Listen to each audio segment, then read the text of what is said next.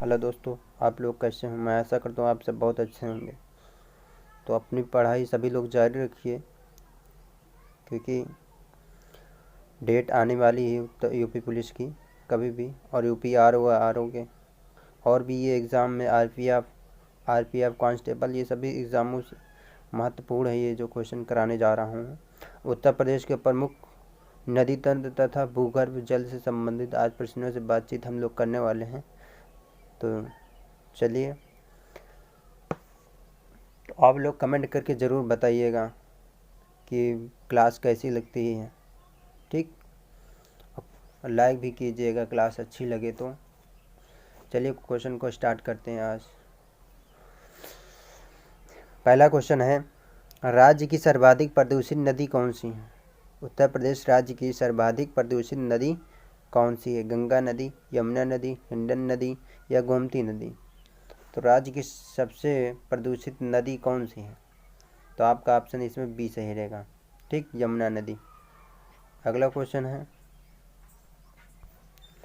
उत्तर प्रदेश में गंगा नदी की लंबाई कितनी है? उत्तर प्रदेश में गंगा नदी की लंबाई कितनी है? 1000 किलोमीटर है, 1450 किलोमीटर, 1500 किलोमीटर या ऑप्शन डी आपका 1200 किलोमीटर? तो उत्तर प्रदेश में गंगा नदी की लंबाई कितनी है? तो आपका ऑप्शन इसमें बी सही रहेगा, 1450 किलोमीटर उत्तर प्रदेश में। अब पूरे भारत की बात की जाए, पूरे भारत में गंगा नदी की लंबाई कितनी है, कई किलोमीटर की लंबाई है?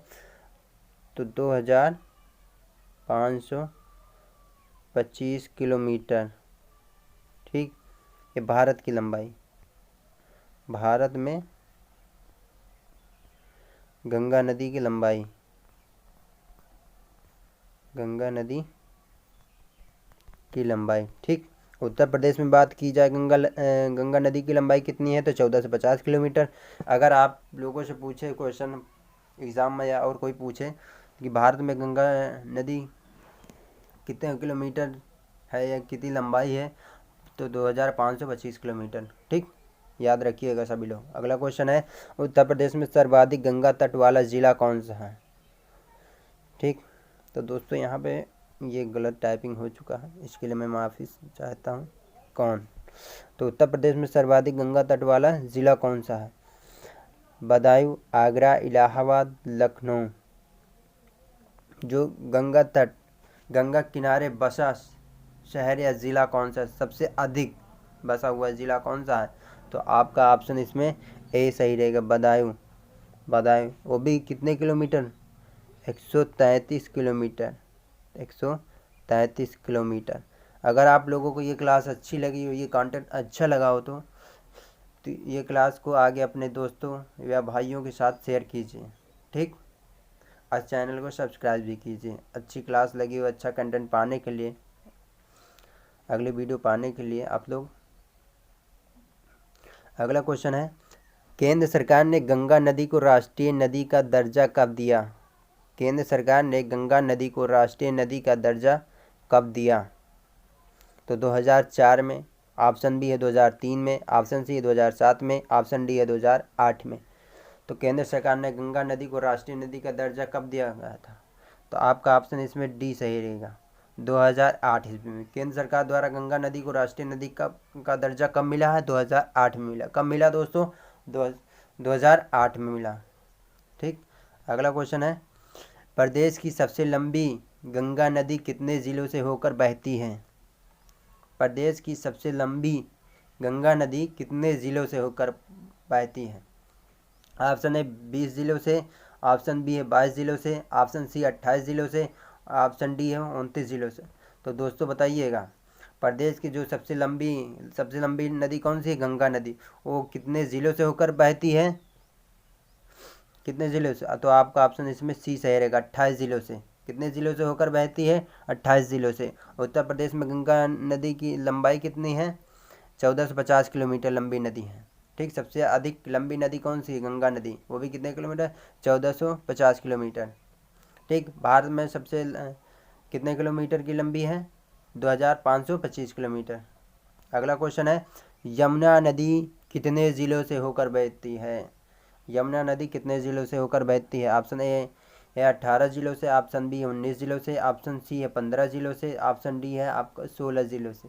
तो दोस्तों आपका ऑप्शन इसमें बी सही रहेगा, 19 ज़िलों से। कितने ज़िलों से होकर बहती है यमुना नदी?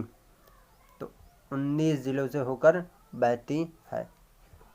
अगला क्वेश्चन है, राज्य में गंगा नदी का प्रवेश द्वार किस ज़िले में है, या किस ज़िले से प्रवेश करती है? कौन सी नदी? गंगा नदी। तो option A Saharanpur, option B Lucknow में, option B C Faizabad, option D Bijnor. तो आपका ऑप्शन इसमें सही रहेगा डी, बिजनौर से। किस ज़िले से? बिजनौर से। उत्तर प्रदेश राज्य में जो गंगा नदी पर प्रवेश करती है, किस ज़िले से प्रवेश करती है? बिजनौर से।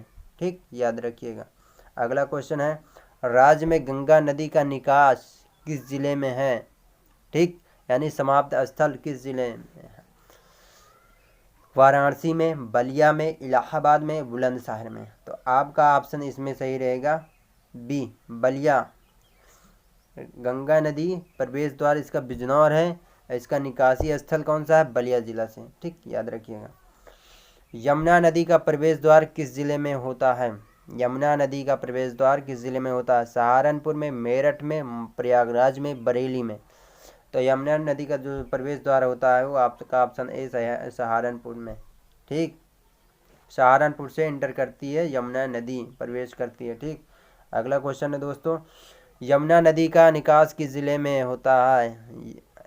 यानी यमुना नदी का उत्तर प्रदेश में अंतिम बिंदु कौन सा है? सोनभद्र में, लखीमपुर खीरी में, या सीतापुर में, या इलाहाबाद में। ठीक, तो आपका ऑप्शन इसमें डी सही रहेगा, इलाहाबाद में। ठीक, अंतिम बिंदु कौन सा है? इलाहाबाद में। अगला क्वेश्चन है, शालिग्राम व नारायणी नाम से जाना जाता है। कौन सी नदी शालिग्राम व नारायणी नाम से जाना जाता है? गंगा नदी को, यमुना नदी को, या गंडक नदी को, या हिंडन नदी को। तो आपका ऑप्शन इसमें सी, गंडक नदी को शालिग्रामी व नारायणी नाम से जाना जाता है। दोस्तों आप लोगों को ये क्लास अच्छी लगी हो तो क्लास अपने दोस्तों में भी शेयर कीजिए, ताकि वो भी इस प्रकार की कंटेंट पा सकें। दोस्तों ये कंटेंट बनाने में बहुत मेहनत लगती है, तो आप लोग इस मेहनत को देखते हुए हमारे चैनल को सब्सक्राइब कीजिए, ताकि आने वाली क्लास आप तक पहुंच सके। और आप इधर उधर मत भटकिए, ताकि हमारे क्लासों से पढ़ सकते हैं आप लोग। अगला क्वेश्चन है, शारदा नदी का प्रवेश द्वार किस ज़िले से होता है? शारदा नदी का प्रवेश द्वार किस ज़िले से होता है? झांसी से, पीलीभीत से, जालौन से, बागपत से। तो बताइएगा, हमसे पहले बताने की कोशिश कीजिए जिसको पता हो। तो आपका ऑप्शन इसमें बी सही रहेगा, पीलीभीत। शारदा नदी का प्रवेश द्वार किस ज़िले से होता है? तो पीलीभीत से होता है। ये पीलीभीत में उत्तर प्रदेश में सबसे पहले प्रवेश करती है शारदा नदी। अगला क्वेश्चन है, 13वां क्वेश्चन है, राज्य में चंबल नदी का प्रवेश द्वार किस ज़िले से होता है? ललितपुर से, ऑप्शन बी आजमगढ़ से, ऑप्शन सी मुरादाबाद से, ऑप्शन डी आगरा से। तो आपका ऑप्शन इसमें कौन सा सही रहेगा? आपका ऑप्शन इसमें ए सही रहेगा, ललितपुर से। राज्य में चंबल नदी का प्रवेश द्वार किस ज़िले से होता है? तो ललितपुर से। ठीक, अगला क्वेश्चन है, राज्य में बेतवा नदी का प्रवेश द्वार किस ज़िले से होता है? राज्य में बेतवा नदी का प्रवेश द्वार किस ज़िले से होता है? सुल्तानपुर से, वाराणसी से, ललितपुर से, शामली से। राज्य में बेतवा नदी, तो राज्य में बेतवा नदी का ऑप्शन आपका सी, ललितपुर से। राज्य में बेतवा नदी ललितपुर से। राज्य में बेतवा नदी का प्रवेश द्वार किस ज़िले से होता है? ललितपुर से होता है दोस्तों। सॉरी दोस्तों, ये राज्य में चंबल नदी का प्रवेश द्वार किस ज़िले से होता है? ये होता है आपका आगरा ज़िले से। आगरा ज़िले से, याद रखना। ठीक, आगरा ज़िले से। राज्य में चंबल नदी का प्रवेश द्वार किस ज़िले से होता है? आगरा से होता है। और राज्य में बेतवा नदी का प्रवेश द्वार किस ज़िले से होता है? तो ये ललितपुर से होता है। ठीक, याद रखना सभी लोग, ये ललितपुर से होता है।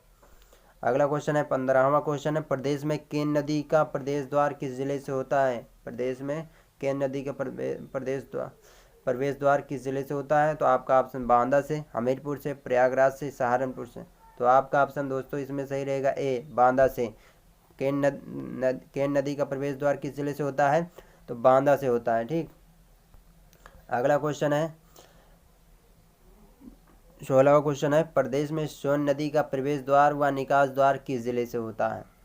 प्रदेश में सोन नदी का प्रवेश द्वार व निकास किस जिले से होता है? तो गोरखपुर से, हमीरपुर से, या सोनभद्र से, या महाराजगंज से। तो आपका ऑप्शन इसमें सी सही रहेगा, सोनभद्र से। तो दोस्तों ऐसे ये क्वेश्चन ऐसे पूछा जा सकता है, वो कौन सी नदी है जिसमें वो प्रवेश भी करती है उसी जिला से उसका निकास भी होता है। ठीक, तो याद रखना है। तो कौन सी नदी है? सोन नदी है। ठीक, अगला क्वेश्चन है, राज्य में जल प्रबंधन व नियामक प्राधिकरण गठित हुआ 2009 में, 2010 में, 2011 में, 2012 में। तो राज्य में जल प्रबंधन व नियामक प्राधिकरण गठित हुआ है, कौन बताएगा? जल्दी बताने की कोशिश कीजिए सभी लोग। तो आपका ऑप्शन इसमें बी सही रहेगा, 2010 में राज्य में जल प्रबंधन व नियामक प्राधिकरण गठित हुआ था 2010 में हुआ था। कब हुआ था? राज्य में जल प्रबंधन व नियामक प्राधिकरण गठित कब हुआ? 2010 में। कब हुआ? 2010 में। सब लोग हमारे साथ याद करने की कोशिश कीजिए, राज्य में जल प्रबंधन व नियामक प्राधिकरण गठित कब हुआ? 2010 में। ठीक, अगला क्वेश्चन है, राज्य में भूजल दिवस मनाया जाता है 10 जुलाई को, 11 जुलाई को, या 9 जून को, या 10 जून को। तो आपका ऑप्शन इसमें डी सही रहेगा, 10 जून को। राज्य में भूजल दिवस मनाया जाता है 10 जून को। कब मनाया जाता है? 10 जून को।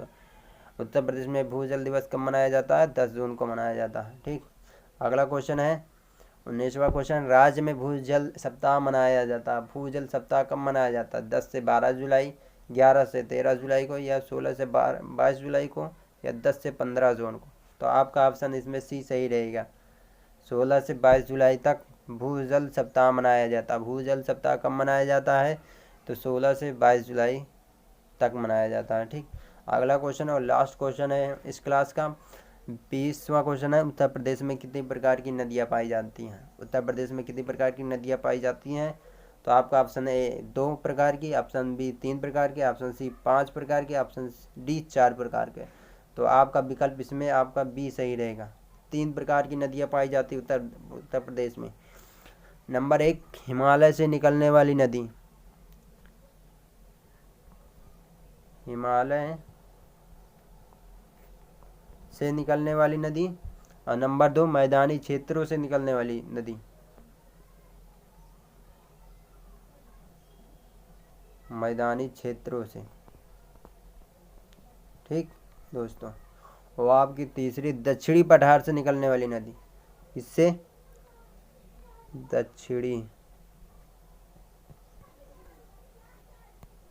दक्षिणी पठार से निकलने वाली नदी। तो उत्तर प्रदेश में कितने प्रकार की नदियाँ पाई जाती? 3 प्रकार की। नंबर 1, हिमालय से निकलने वाली नदी, और नंबर 2, मैदानी क्षेत्रों से निकलने वाली नदियाँ, और नंबर 3 है दक्षिणी पठार से निकलने वाली नदियाँ। तो आप लोग जान गए नदियों, उत्तर प्रदेश से बनने वाले जो क्वेश्चन नदी से संबंधित थे वो हमने करा दिया, और जो बाकी होंगे वो और भी आगे क्लास में करा दूंगा। तो आगे अगली क्लास पाने के लिए आप सभी लोग चैनल को सब्सक्राइब सपोर्ट कीजिए। ठीक, अगले क्लास पाने के लिए, और हमारे कंटेंट हमारे द्वारा क्लास पढ़ाने में कैसे लगा आप लोग सभी लोग कमेंट करके बताइएगा। क्लास अच्छी लगी हो तो अपने दोस्तों व साथियों के साथ भी भेजिए, ताकि वो भी लोग इस प्रकार के क्वेश्चन पा सकें। ठीक, और इससे भी बेहतर हम क्वेश्चन लाने का प्रयास करूँगा। इससे इम्पॉर्टेंट तो ये भी सभी हैं क्वेश्चन, एग्ज़ाम को देखते हुए हम ये क्वेश्चन को टारगेट करते हैं कि जो एग्ज़ाम में आने वाले क्वेश्चनों को हम करा रहे हैं। ठीक, तो दोस्तों, तो मैं सभी लोगों से आशा करता हूँ हमें सपोर्ट करिएगा, हम आप सभी को सपोर्ट करेंगे। ठीक, तो आप लोग को बहुत बहुत धन्यवाद क्लास को देखने के लिए। ठीक।